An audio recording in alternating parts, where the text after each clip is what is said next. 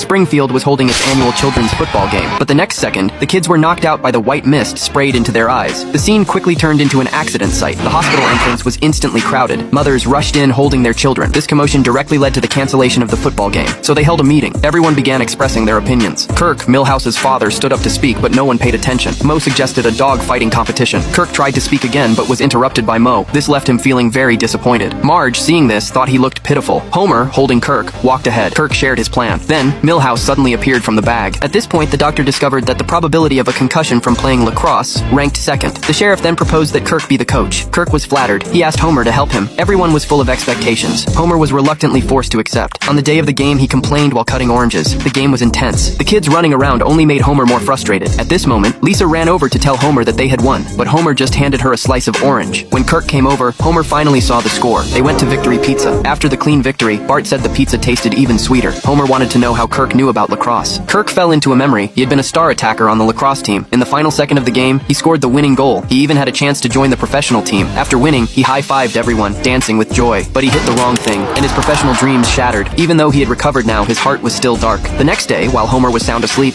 Lisa and Bart rushed in to call him. They used a lacrosse stick to lift Homer out of bed. The coach soon arrived, and they quickly set off. Kirk was very excited, but Homer couldn't summon any energy. The game quickly began. Kirk was in charge of directing, and Homer was cutting oranges. Thanks to the kids' excellent teamwork, the Springfield team easily dominated the game. That night, the kids were still practicing before bed. Homer complained to Marge that Kirk was a sports genius. At that moment, Kirk invited Homer to a strip club. Homer didn't understand what he meant. He was furious because Kirk's wife had been very kind to him, but seeing that the kids all liked this coach, Homer held his temper. Eventually, he made an excuse and fell asleep. The next day, they returned victorious, having swept the tournament, but Homer seemed lost in thought. Kirk's wife was also proud of him. On the day of the game, there were only 2 hours left before the match against the Capital team. The countdown had already begun. The kids ran up to the stage. The host invited Kirk to make his appearance, but there was no sign of him in the crowd. Marge thought Kirk wouldn't miss something so important. Homer nervously started cutting oranges. At this moment, Milhouse's mother asked Homer where Kirk was, and that he hadn't treated Kirk as a real friend. Homer thought he had gone to the strip club. Marge thought it was all Homer's fault, and he didn't want to go. However, the kids were all cheering for Homer, and the fans joined in. Marge also sincerely requested it. Homer drove to the neon-lit street. He only found Kirk's bicycle. He put on his coat and went in alone. He thought there was nothing that could tempt him in this place, but the next second, he was slapped in the face.